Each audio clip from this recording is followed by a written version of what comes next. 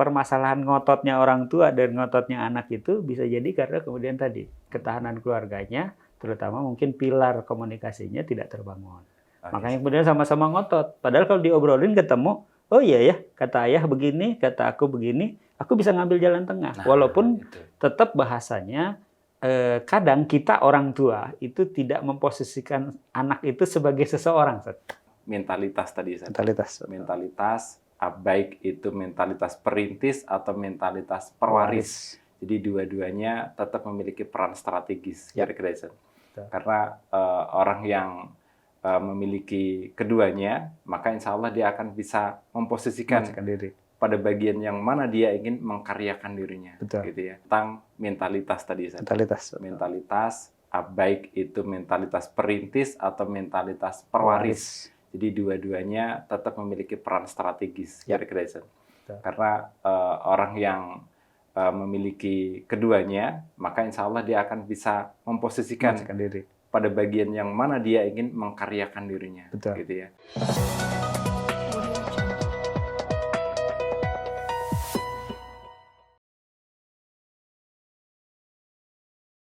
Baik, bismillahirrahmanirrahim. Assalamualaikum warahmatullahi wabarakatuh.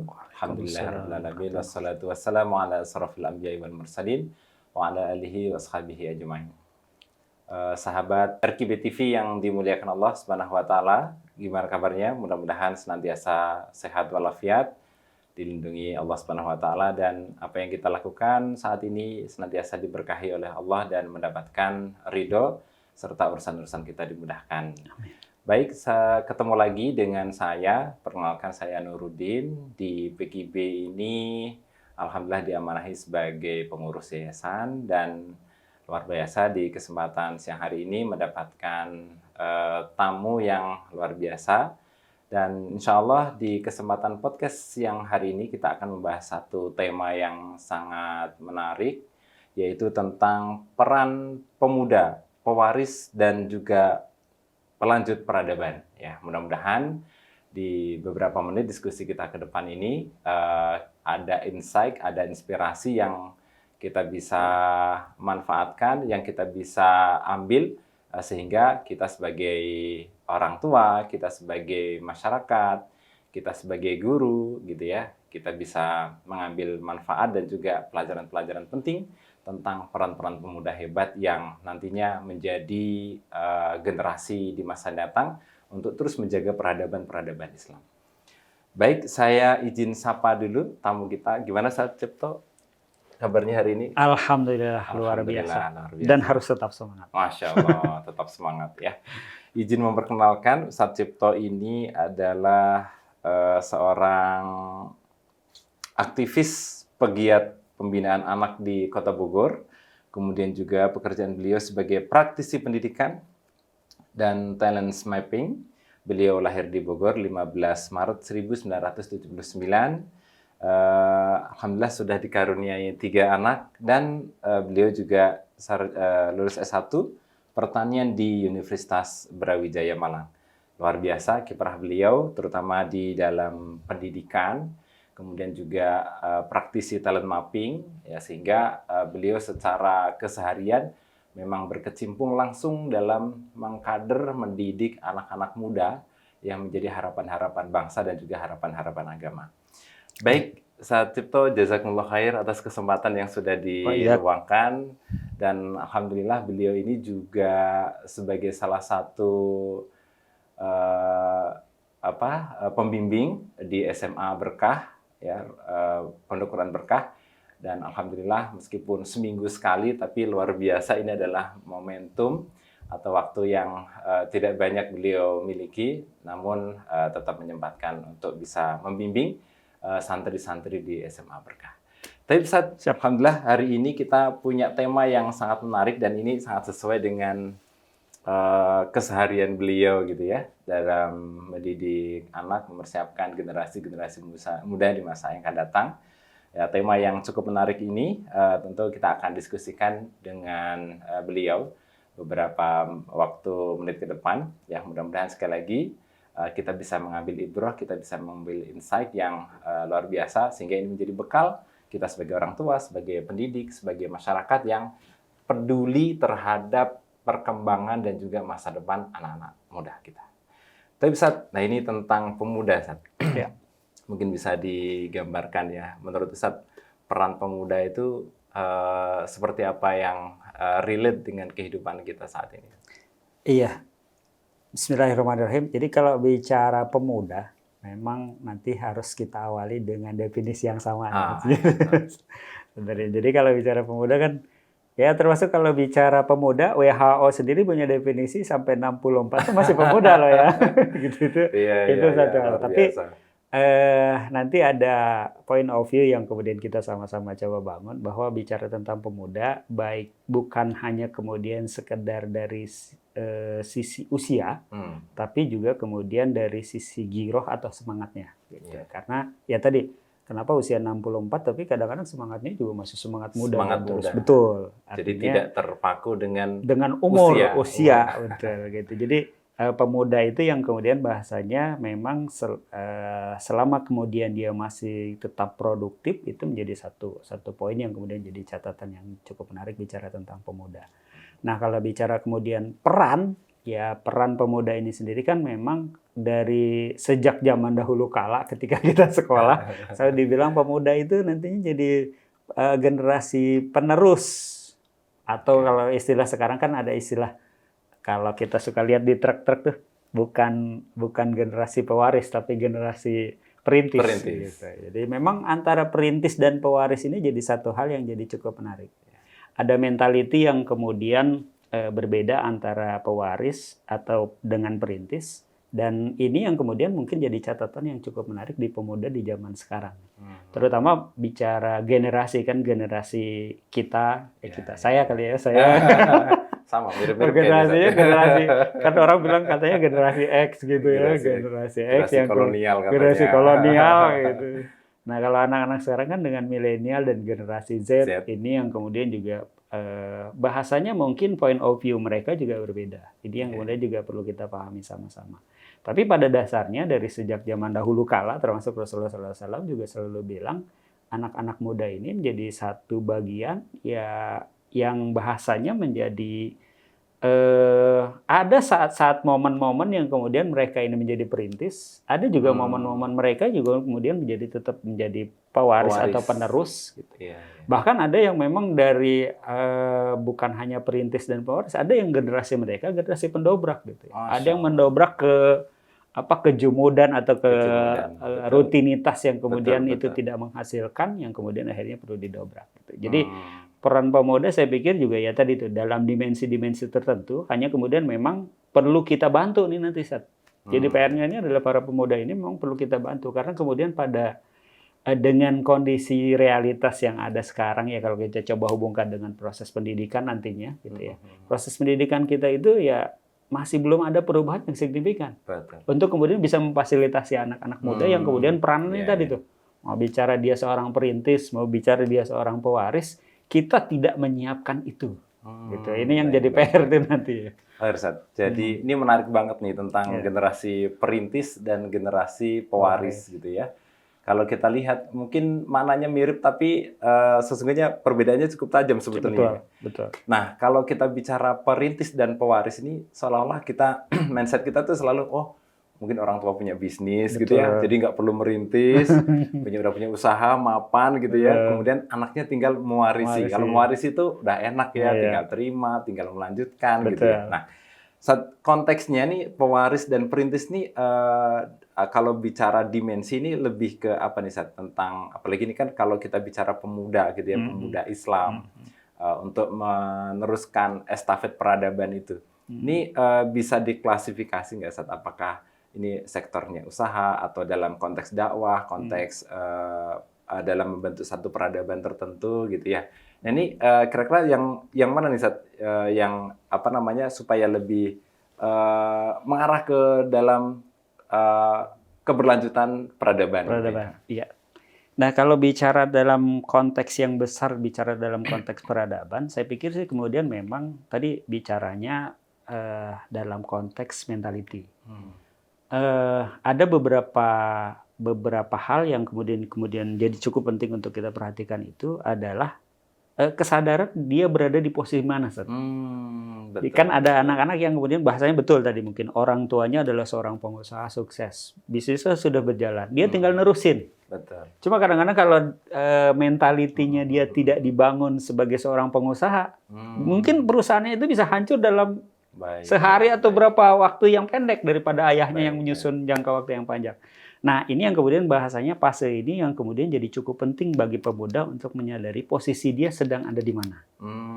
Gitu ya. Jadi termasuk kesadaran bahwa pemuda itu menjadi seorang penerus peradaban yang kemudian akan melanjutkan peradaban yang sangat luar biasa, terutama bicara peradaban Islam yang dari dulu dahsyat, luar biasa, kita dengar ceritanya dari berbagai referensi gitu ya. Tapi kan kemudian bahasanya kesadaran generasi berikutnya yang kemudian tidak jadi sebuah kepahaman. Gitu ya. Ini yang menurut saya jadi cukup penting, bahwa ada saatnya bahwa seorang anak ini, seorang pemuda ini menjadi seorang perintis itu adalah ketika dia mengetahui bahwa oh, jalan ini belum terbuka. Dia harus babat alas, mau tidak mau, tapi butuh penyadaran untuk berada di posisi dia itu seorang perintis. Kalau kemudian oh iya, dakwah ini sudah berjalan, sudah sebesar ini, baru kemudian bahasanya saya ada di posisi yang sekarang bahasanya meneruskan perjalanan dakwah ini biar terus sampai ke tujuannya. Nah, proses itu yang kemudian yang jadi cukup penting. Sama halnya dengan bicara tentang proses pendidikan. Proses pendidikan kan sebenarnya kata kunci hasil dari pendidikan ini adalah proses terbangunnya sebuah kesadaran. Nah, ini yang saya pikir di banyak pendidikan kita yang agak miss nih. Proses pendidikan itu adalah proses penyadaran diri. Gitu. Baik. Gitu. Jadi baik itu perintis ataukah itu pewaris, itu lebih kepada aspek mentality tadi. Ya. Ada saatnya seseorang memang harus memiliki jiwa perintis karena jalannya belum terbuka. Ini terlepas juga dari dimensi apakah ini tentang usaha di dunia, bisnis, ataukah dakwah, ataukah peradaban gitu ya. Jadi ketika jiwa ini memang sudah terbentuk, kesadaran itu sudah terbentuk, pada akhirnya dua-duanya memiliki peran yang cukup penting. Begitu betul. Jadi keduanya akan sangat tetap dibutuhkan. Mentalitas sebagai seorang perintis dan mentalitas sebagai seorang pewaris. Itu yang kemudian kedua-duanya harus dalam frame, dalam satu persepsi yang sama. Gitu. Jadi walaupun jadi seorang pewaris bukan berarti enak-enakan tinggal ongkang-ongkang kaki, duit datang sendiri. Bahkan kalau bisa jadi gitu. Tantangannya lebih besar. Tantangannya lebih besar, bagaimana menjaga. Mulainya sudah dari awal, ibarat orang naik pohon itu udah makin tinggi, goncangannya makin kuat lagi. Ya, gitu. Artinya dia harus lebih struggle seharusnya gitu, karena banyak orang yang bilang merintis atau merebut kemerdekaan itu mudah, yang sulit menjaga kemerdekaannya gitu. Betul. Nah itu kan salah satu mindset dari seorang pewaris itu adalah bagaimana menjaga apa yang sudah baik itu menjadi semakin baik. Gitu. Ibaratnya kalau penjajah itu musuhnya jelas, kasat mata di depan dia, dia berperang, target musuhnya jelas. Gitu. Tapi ketika itu fase itu sudah terlewati, ternyata musuhnya double gitu. Betul. Kadang ada yang orang bilang mungkin musuh dalam selimut. Ya.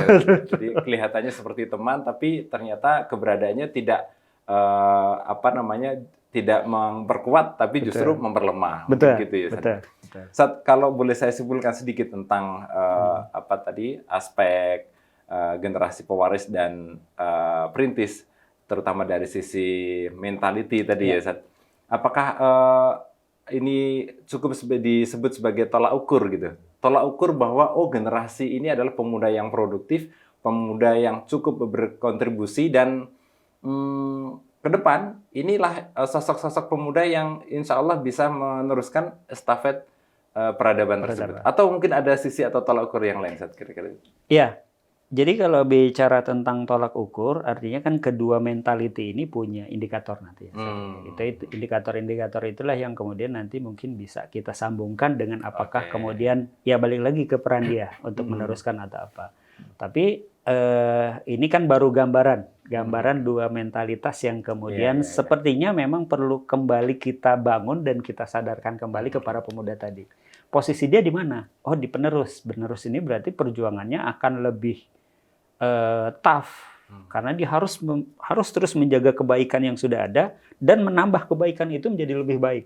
Kan penerus begitu ya. Ini yang salah satunya agar kemudian bahasanya kalau kata Rasulullah, hari ini harus lebih baik dari hari kemarin gitu. Jangan sampai disebut dengan orang sial gitu atau orang yang merugi gitu kan gitu. Jadi para pemuda sekarang ini yang harus melanjutkan kebaikan-kebaikan yang sudah ada hingga kemudian kebaikan-kebaikan itu makin menjadi lebih baik lagi gitu kan, itu yang kemudian yang harus terbangun. Betul, dan itu indikator yang kemudian bicaranya tentang peradaban, walaupun tantangan yang dihadapi lebih ekstra luar biasa. Betul, ekstra lebih luar biasa. Tadi Ustadz bilang dari dalam dan dari luar bisa jadi gitu ya. Ini yang kemudian memang kalau yang dari luar tidak bisa kita cegah secara ini ya, tinggal kita mempersiapkan yang dari dalam diri gitu. Nah ini juga PR yang juga cukup banyak yang perlu kita hadapi dari para pemuda yang ada sekarang. Gitu ya. Dalam konteks saya secara misalnya para praktisi yang kemudian bicaranya tentang talent mapping, anak-anak sekarang kalau ditanya cita-cita pada bingung. Mau jadi apa? Mau jadi gitu. Jadi satu hal yang cukup menarik tuh. Oke, ini luar biasa ya. Nah, terkait dengan konteks pemuda, kalau tadi kan kita di awal, ternyata sampai umur 60 tahun juga masih pemuda gitu. Oke, misalnya gitu ya, kita coba tarik rada mundur gitu. Mungkin boleh kita sebut sebagai awal-awal dari orang itu disebut pemuda gitu ya. Meskipun kalau di kita kan ada istilah anak, remaja ya. Terus pradewasa atau apa istilahnya gitu ya. Meskipun dalam Islam sendiri ya dewasa gitu. Setelah tidak ada istilah remaja sebetulnya. Betul. Anggaplah ini anak-anak, orang-orang atau individu yang ada di fase awal menjadi pemuda. Berarti kurang lebih ya mungkin anak-anak usia SMA barangkali SMA atau SMA. Awal di perguruan tinggi gitu ya. Nah, kalau kita lihat, nah itu kan SMP akhir atau SMA atau perguruan tinggi. Berarti ini kan tentang pendidikan ya. Artinya konsep pembentukan karakter mentality tersebut akan lebih banyak dibentuk itu tuh di lembaga pendidikan ya. Apakah itu mungkin sekolah ya, sekolah formal atau mungkin non formal atau mungkin pondok pesantren barangkali. Nah, mungkin menurut pandangan Ustadz dalam sistem pendidikan kita sebagaimana yang kita tahu saat ini kira-kira sudah cukup bisa diyakini bisa mengantarkan anak-anak kita, generasi-generasi muda ini sesuai dengan untuk mendapatkan mentality tadi, kira-kira sudah cukup belum Ustadz ya? Menurut Ustadz gimana? Iya, kalau saya mencermati dari sejak 2007 ya, kalau tidak salah saya terjun di dunia pendidikan. Dari 2007 terjun di dunia pendidikan sampai sekarang itu yang jadi catatan cukup menarik ini adalah tentang sistem pendidikan kita secara nasional gitu ya. Walaupun terakhir ada isu tentang kurikulum merdeka. Betul. Beberapa orang menyebutnya kurikulumnya jadi nggak jelas gitu. Jadi kemana gitu. Satu hal yang kalau bicara secara sistem loh, ada apa gitu ya. Jadi tapi kemudian memang pada akhirnya salah satunya bicara tentang proses pendidikan seorang anak menjadi seorang pemuda ini memang tidak lepas dari bagaimana kemudian pendidikan di tingkat keluarganya. Ini ada peran keluarga nanti yang kemudian karena kemudian kalau kita lihat beberapa keterangan al-umum madrasatun. Tapi kemudian ada proses yang kemudian ternyata di keluarga dia harusnya mendapat lebih banyak, ini satu catatan. Tapi kemudian ruang dia untuk kemudian ketemu dengan dunia sosial itu kan ada di luar lingkup keluarga. Makanya kemudian masuklah fase dia ketemu dengan yang namanya dunia sekolah. Gitu. Nah, kalau kemudian mencermati tentang pendidikan kita, sekolah-sekolah yang ada di kita ini memang masih cukup banyak PR-nya. Sekolah yang ada sekarang ini kan lebih banyak kita ketahui yang diisi itu hanya mungkin tetap sih. Kalau kita tahu di dalam dunia pendidikan tuh kalau tidak kognitif, afektif, psikomotorik, misalnya itu yang selalu dicapai. Tapi kemudian bahasanya memang belakangan kita ketahui lebih banyak yang dikejar ini aspek hanya kognitif saja, pengetahuan saja. Pada akhirnya kognitif tetap proporsinya jauh lebih besar. Jauh lebih besar, betul daripada dari yang lain. Gitu. Betul. Makanya kemudian tadi bicara tentang pembangunan karakter itu ada variabel-variabel lain yang kemudian dilengkapi. Ya alhamdulillah misalnya sekolah-sekolah formal sekarang ada ekstrakurikuler. Contohlah misalnya pramuka atau kepanduan. Itu kan salah satu yang sebenarnya cukup baik untuk membangun karakter seseorang. Hanya kemudian proporsinya kan sedikit. Dari banding yang tadi proses kognisi. Yang kemudian ternyata kognisi sendiri juga sepertinya kita mengalami satu gap mungkin bisa, kalau bahasa ekstrim saya sebutnya mungkin keberantakan. Gitu artinya. Separah itu. Iya, bahasanya konsepsi dasarnya tidak terbangun secara baik ya. Misalnya bicara tentang matematika, anak kelas 2 sekarang atau kelas 3 sekarang udah belajar dengan kali-kalian yang loh, saya ingat saya pelajaran saya zaman dulu di kelas 6. Ketemu di anak-anak sekarang di kelas 2. Saya pikir ya memang iya sih, jadi ada kemajuan anak-anak. Tapi kan dipastikan tidak bahwa konsepsi dasar tentang hal-hal itu masuk atau tidak menjadi pondasi. Karena ini yang kemudian sepertinya banyak di antara kita yang salah kaprah gitu. Tidak membangun kondisi pendidikan itu dari satu konsep-konsep yang kemudian jelas dasarnya. Apalagi nanti bicara tentang karakter. Bicara tentang karakter lebih luar biasa lagi. Makanya kemudian betul, lebih spesifik lagi. Makanya kemudian tadi saya mengambil peran bahwa keluarga ini yang kemudian nanti akan banyak membentuk karakter dia. Baik. Jadi pada akhirnya memang ya pendidikan, terutama kita di Indonesia, ya sudah seperti ini adanya. Sudah seperti ini adanya. Apalagi kalau kita semua ini yang lahir di tahun 70-an, apalagi sebelumnya tahun 80-an, tahu bagaimana pergantian kurikulum nasional itu, gitu ya. Nah dari situ ya kita akan tahu gitu, ternyata luar biasa dinamis sekali pergantian itu. Betul. Namun ada satu hal yang membuat kita tadi ya disampaikan Satcipto, kita nggak perlu pesimis ya. Artinya kita kuat, berarti salah satu kuncinya diperkuat peran keluarga tadi. Betul. Ya, ini juga sejalan ya dengan agama kita juga memerintahkan demikian. Memang tugas tanggung jawab perkembangan anak, mendidik mereka menjadi pemuda yang betul-betul diharapkan itu tuh tetap tidak lepas dari peran orang tua di keluarga tersebut. Tapi nah ini masih berkaitan dengan pendidikan. Nah, kalau sebagaimana kita tahu, misalnya kita tidak puas gitu ya dengan sistem pendidikan nasional, tapi kan tetap aja kita sebagai warga negara kan tetap ya harus ngikut. Sebagai warga negara yang baik kan nggak mungkin kita bikin istilahnya sistem sendiri dan seterusnya gitu ya. Ini ada satu menurut saya salah satu sistem pendidikan kita tuh ada kita mengenal namanya pondok atau pondok pesantren saat ya. Jadi di situ tuh anak tinggal di pondok pesantren. Mungkin boleh dibilang 24 jam kali ya. 24 jam dia tinggal dalam satu sistem pondok pendidikan di situ. Nah, meskipun ada juga model-model yang lain. Nah, boleh minta masukan Ustadz. Kalau menurut Ustadz nih, sistem pendidikan pondok ini apakah juga bisa diyakini gitu ya untuk menghantarkan anak-anak muda kita gitu ke depan gitu. Betul. Ada satu sistem yang namanya pondok atau pondok pesantren lah bahasanya begitu ya. Yang ini yang kemudian saya sendiri juga mencermatinya ada berbagai tipe dan berbagai pola gitu Jadi pondok-pondok itu. Tapi kemudian satu sisi bahwa memang ada fase bersama keluarga itu ada waktu yang tertentu nih. Ada yang kemudian bahasanya kenapa kemudian ada istilah sekolah yang kemudian bahasanya dia masih pulang pergi.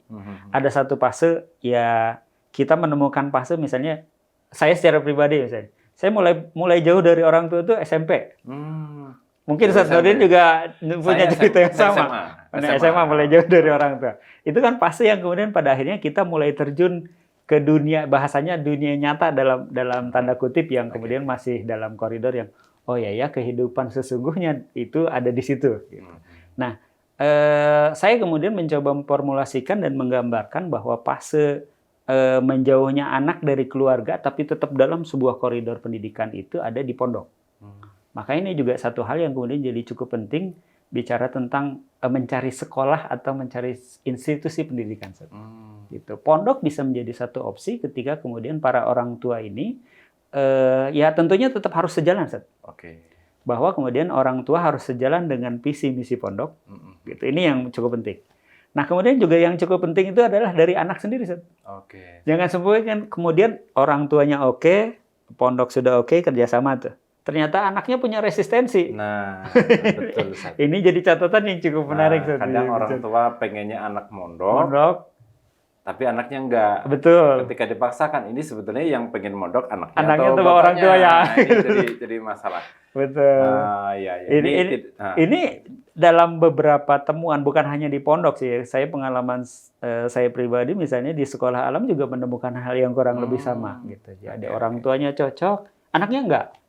Akhirnya kemudian sistem pendidikan ini tidak bisa sinkron karena tetap bicara tentang pendidikan bukan hanya menjadi tanggung jawab institusi pendidikan, entah itu sekolah, entah itu pondok, tapi tetap orang tua harus ada kerjasama. Gitu. Jadi pada akhirnya karena kemudian institusi baik itu sekolah atau pondok ini kan sebenarnya meneruskan tugas orang tua untuk membangun si anak tadi karakternya biar lebih muncul dan sebagainya. Nah ini menarik, Sat. Ini Ustadz ini kan sebagai praktisi talent mapping ya. Kita tahu bahwa setiap anak itu unik. Gitu. Setiap anak itu unik, kemudian dia punya potensi yang bisa jadi satu dengan yang lain pasti berbeda. Betul. Dengan perbedaan itu tentu memerlukan satu treatment yang berbeda gitu ya. Nah sehingga kalau boleh sedikit saya ini kan bahwa tetap orang tua harus berkewajiban untuk menganalisa sedini mungkin gitu kira-kira ya. Kemudian mencarikan lembaga pendidikan yang kira-kira cocok gitu ya. Atau pas gitu dengan apa yang diinginkan oleh sang anak gitu. Nah, saat ini kan tidak jarang ya. Orang tua itu kan punya kewajiban mendidik, kemudian mengarahkan sesuai dengan yang terbaik menurut orang tua. Menurut orang tua. Nah, tetapi anak kan dengan karakternya, apalagi ini kan misalnya anak sudah menginjak dewasa gitu kan. Kan nggak mau dong mereka istilahnya terus dibayang-bayangi dalam tanda kutip ya oleh keinginan orang tua. Pasti jangankan SMA, anak SMP aja udah mulai tuh pengen menunjukkan gue bisa loh gitu. Dan seterusnya. Artinya apa? Ya nggak mau sedikit-sedikit diatur oleh orang tua dan seterusnya. Nah, jika ada kasus yang diinginkan oleh orang tua dengan anak itu berbeda. Nah, kira-kira gimana? Iya, ini jadi satu hal yang kami sendiri di praktisi talent mapping sering ketemu seperti itu. Karena kemudian bahasanya ada point of view yang berbeda. Point of view sebagai orang tua dan point of view dari anak. Walaupun kemudian anak sendiri juga kadang-kadang variabel yang mempengaruhinya cukup banyak. Salah satunya pertemanan. Lingkungan pertemanan kadang-kadang yang sering berbeda berlawanan dengan orang tua itu pertemanannya. Jadi, itu yang kemudian juga berpengaruh terhadap keputusan yang diambil. Aku nggak mau ikut orang tua, aku mau ikut kayak temanku. Karena teman yang disukai yang diakrabi itu, gitu kan? Betul, yang diakrabi. Sehingga dia nggak mau lepas sebetulnya. Gitu. Salah satunya itu juga jadi variabel yang cukup penting. Kenapa kemudian bahasanya betullah hadis dari Rasulullah, kalau mau lihat seseorang lihat siapa temannya, gitu. Jadi makanya termasuk kemudian pada akhirnya jadi satu termasuk ketika bicara tentang pondok. Perhatikan adalah bagaimana kemudian lingkungan yang kemudian dibentuk oleh pondok itu jadi cukup penting. Siapa saja yang orang-orang yang ada di pondok itu, latar belakangnya bukan kemudian berarti kita melarang anak yang mau berubah baik, latar belakangnya keluarganya atau latar belakangnya dulu buruk kemudian kita tolak, tidak. Tapi kemudian harus ada sebuah mekanisme yang kemudian kita atur. Gitu. Jadi pondok juga tetap harus menjadi institusi, menjadi partner ya tepatnya, menjadi partner orang tua. Gitu ya. Oke. Gitu baik, Sat. Jadi kalau dari sisi yang tadi ya, ini seandainya saat tadi ya, masih di konteks tadi, ketika apa yang menjadi keinginan anak dan orang tua itu setelah dicari misalnya nih, saya nggak tahu mungkin pernah ngalamin gitu ya. Pokoknya orang tua kekeh kamu harusnya begini, kamu jalurnya begini, pendidikannya begini, satu saat nanti kamu jadi begini. Tapi kata sang anak, enggak, aku pokoknya nggak mau, aku pengennya begini dan seterusnya. Dan itu tuh kayak bertolak belakang terus gitu. Nah kalau disuruh milih, Sat, kira-kira ini sebagai orang tua gitu kan. Karena orang tua juga pasti pada akhirnya sadar, satu saat yang akan menjalani ini kan anak. Betul. Gitu kan? Dia akan menjadi subjek yang akan menjalani kehidupan itu sendiri. Tapi juga sebagai orang tua pasti khawatir punya gitu. Kekhawatiran. Nah, ini kalau terpaksa disuruh milih ini, Sat. Ini kira-kira mau ngikutin keinginan anak gitu atau keinginan orang tua kira-kira? Kalau bicara itu makanya kemudian harus ada peran orang ketiga. Menjadi penengah. Nah, sebenarnya peran pondok bisa mengambil peran itu. Walaupun anaknya mungkin tidak mondok di situ ya. Memfasilitasi, mempertemukan antara keinginan orang tua dengan anak. Kalau sekarang mungkin teman-teman psikolog misalnya melakukan hal itu ya. Walaupun kadang-kadang ada sebuah persepsi yang kurang baik, kalau udah datang psikolog kayaknya punya masalah. Sebenarnya kan nggak harus punya masalah gitu. Nah, ini juga paradigma di masyarakat Di kadang masih masyarakat begitu. termasuk ini peran guru BK. Guru BK di sekolah-sekolah termasuk sekolah negeri itu kan berpikirnya, iya kalau udah dipanggil guru BK anak ini bermasalah. Padahal kan nggak itu gitu. Ya. Ini yang kemudian jadi catatan. Jadi Baik, sebenarnya kita banyak ruang, banyak pihak yang sebenarnya bisa memfasilitasi itu semua. Nah, salah satunya kami misalnya di praktisi talent mapping akhirnya sering mempertemukan itu. Bapak Ibu tuh kayak gini, anaknya kayak gini. Yuk kita ketemukan, kita diskusi, kita komunikasi, sama-sama terbuka ya, gitu loh. Jadi nggak boleh ada satu pihak antara orang tua dan anak itu memaksakan. Betul. Kemudian begitu juga anak gitu. Jadi harus terbuka. Pikirannya terbuka, menerima masukan-masukan, difasilitasi profesional, entah psikolog, entah guru BK atau siapapun lah. Sehingga tidak keras kepala. Tidak keras kepala, betul. Saya juga menganalisa sedikit begini saat saya itu dulu waktu SMA itu nggak pernah berpikir ada profesi namanya YouTuber gitu. Ya. Dulu kan kalau kita punya cita-cita, cita-citanya apa? Oh jadi guru, pengusaha, jadi guru, jadi TNI, jadi dokter gitu. Nah itu fix lah kira-kira gitu. Dan nggak terlintas tuh waktu itu. Oh ternyata ada loh profesi sekarang namanya YouTuber gitu. Mungkin nggak pernah kepikir gitu. Dan kalau kita lihat nih, bayangan saya, apalagi sekarang AI. Orang bilang AI ini ibaratnya baru lahir. Baru lahir aja saya tuh coba gini, ini cerita sedikit. Ngetik satu dua kata di Google, di mesin pencarian internet itu, ternyata hasilnya udah luar biasa gitu. Segitu kata ahli, AI itu baru lahir. Bagaimana nanti ke depan gitu ya. Berkembang. Artinya bisa jadi ke depan mungkin akan ada profesi-profesi baru yang kadang mungkin sama juga seperti yang saya alami dulu gitu ya. Belum pernah terlintas. Oh ternyata ada loh profesi seperti itu gitu. Ini kan tentang karir gitu ya. Luar biasa, Masya Allah. Jadi tentang ini berarti memang peran ini tadi ya, kelegoan orang tua, kemudian kesadaran juga anak gitu ya untuk menerima sesuatu yang baik, berarti memang ini dibutuhkan dari berbagai pihak ya. Betul. Termasuk tadi bicara lagi adalah tentang bagaimana ketahanan keluarga. Salah satu kunci ketahanan keluarga kan komunikasi di dalam keluarga, ya. Ini yang kemudian sebenarnya banyak PR di antara kita gitu ya. Kita dengan anak tuh jarang komunikasi, jarang ngobrol gitu kan. Bapaknya udah sibuk, ketemu gitu ya. Anaknya udah mau pada tidur gitu kan, nggak sempet ngobrol. Ini juga jadi catatan. Jadi sebenarnya kan permasalahan ngototnya orang tua dan ngototnya anak itu bisa jadi karena kemudian tadi ketahanan keluarganya, terutama mungkin pilar komunikasinya tidak terbangun. Makanya kemudian sama-sama ngotot. Padahal kalau diobrolin ketemu, oh iya ya, kata ayah begini, kata aku begini, aku bisa ngambil jalan tengah. Walaupun tetap bahasanya kadang kita orang tua itu tidak memposisikan anak itu sebagai seseorang. Jadi juga PR, beberapa temuan kami di talent mapping itu kadang-kadang orang tua itu tidak pernah memposisikan anak itu sebagai seseorang. Memandangnya anak itu ya, kamu tuh anak kecil gitu, nggak tahu apa-apa. Nah, itu jadi PR. Padahal anak juga apalagi di fase yang itu, kemudian dia sudah harus mengambil keputusan, penghargaan, perlu diakui keberadaannya, perlu didengar gitu ya. Itu yang kemudian pada akhirnya kan akan menentukan. Belajar pengambilan keputusan seorang pemuda, bicaranya kita tadi tentang jadi penerus peradaban itu kan harus ada keputusan yang harus dia ambil nantinya gitu. Nah, ruang itu harus sudah mulai diberikan ketika tadi bicara tentang fase akil balik, atau tadi Islam tidak mengenal namanya remaja sebetulnya. Betul. Tapi kemudian ini yang kemudian selama ini di dalam proses pendidikan kita tidak pernah ketemu tuh bagaimana anak itu diajarkan sebuah proses pendewasaan. Gitu ya. Bahasanya kan dewasa ya. Dewasa itu kan bukan karena kaitan sama umur. Nah, sepakat. Ya, sepakat. Mudah-mudahan penonton juga sepakat ya. Jadi dewasa itu sebetulnya tidak serta-merta dibatasi oleh umur. Karena faktualnya juga ternyata banyak orang yang secara umur mungkin masih kelihatan kayak anak-anak, tapi cara berpikirnya sudah sangat dewasa. Sangat dewasa. Begitu juga sebaliknya. Ada orang yang secara umur mungkin sudah di atas 20, sudah 25, tapi cara berpikirnya kok sepertinya masih jauh gitu ya. Nah, sehingga Sehingga umur bukan jadi patokan. Ya. Betul. Berarti kemampuan tadi ya, kemampuan mentality, cara dia berpikir, cara dia mengambil keputusan gitu ya.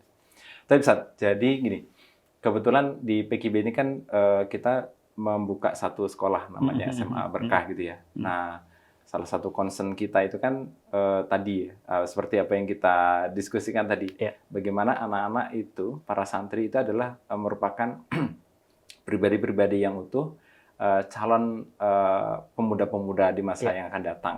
Mereka yang nanti akan menjadi generasi para penerus gitu ya, pewaris, pewaris dakwah, ya, pewaris apa yang sudah menjadi amal jariahnya orang tua, gitu ya, luar biasa.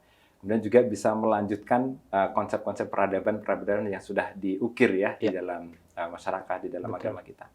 Nah, dengan konsep itu mungkin Ustaz ada tips ya. Ini kan kebetulan konsep sekolah kita ini kan pondok ya, pondok.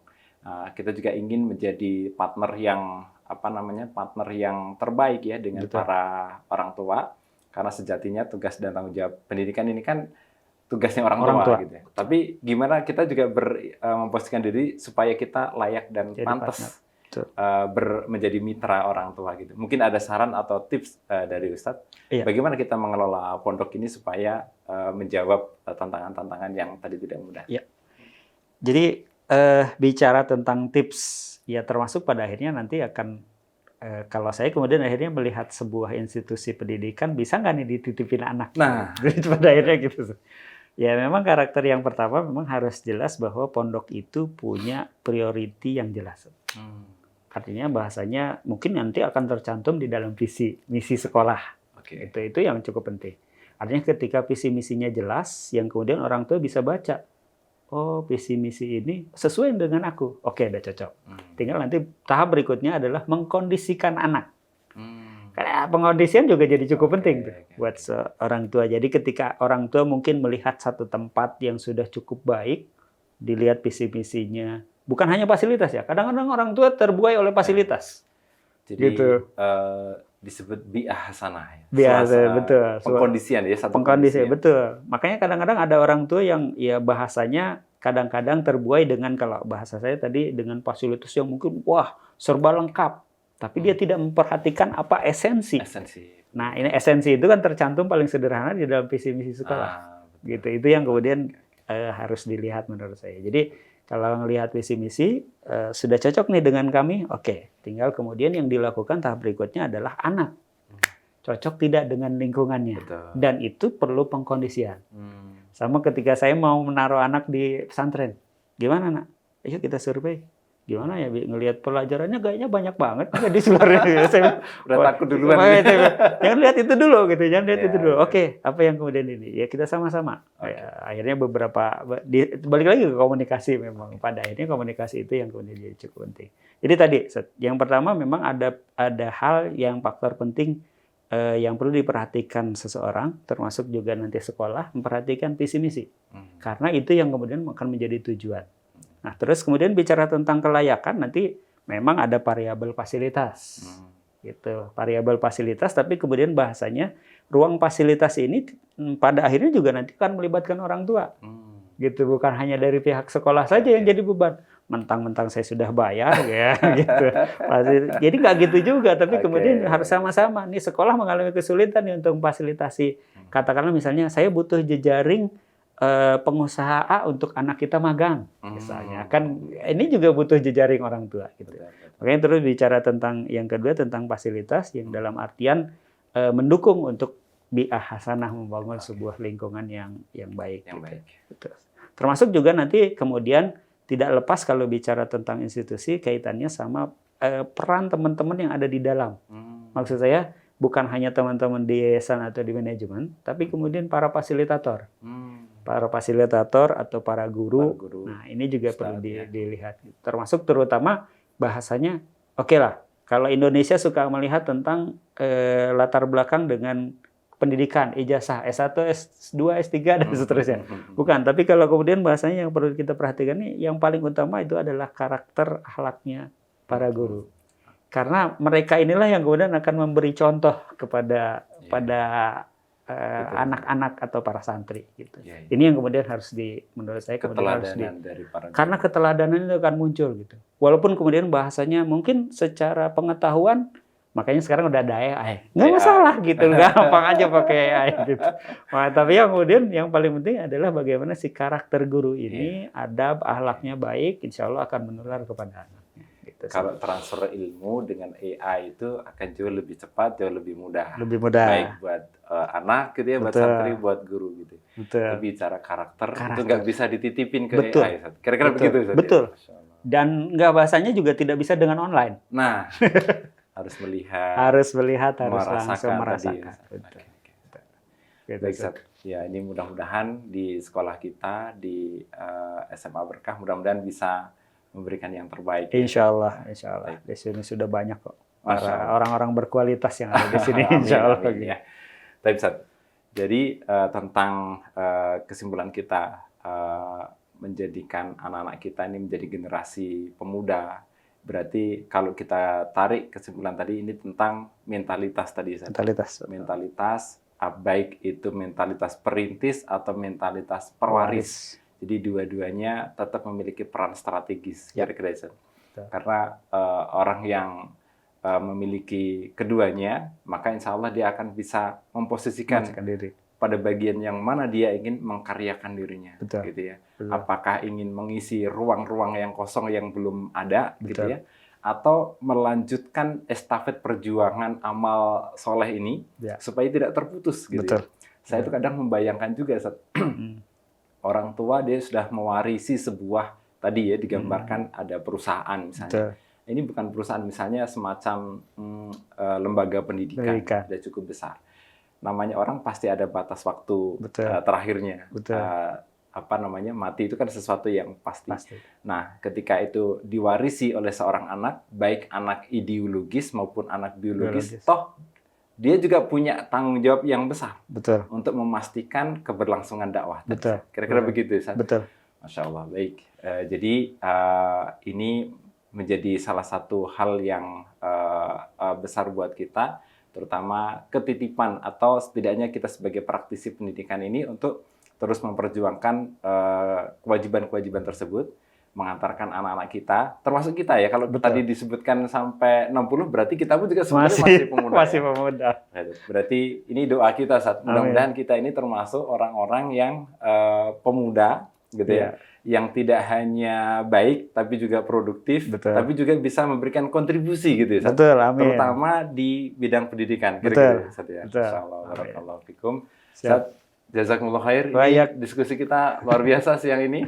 Mudah-mudahan memberikan inspirasi ya kepada sahabat-sahabat di rumah barangkali yang menonton acara ini. Mudah-mudahan dapat manfaat juga. Amin. Dan mudah-mudahan ini juga jariah dari Ustaz. Amin. Memberikan inspirasi, tips dan seterusnya. Ya, kalau nanti ada yang mengikuti, mudah-mudahan pahala yang mengalir. Amin. Amin ya rabbal alamin. Ustaz, terima kasih banyak. Sama-sama. Saya mohon maaf kalau ada kurang-kurangnya. Baik, Bapak dan Ibu, sahabat-sahabat sekalian, demikian tadi diskusi kita, ngobrol-ngobrol kita dengan Ustaz Cipto.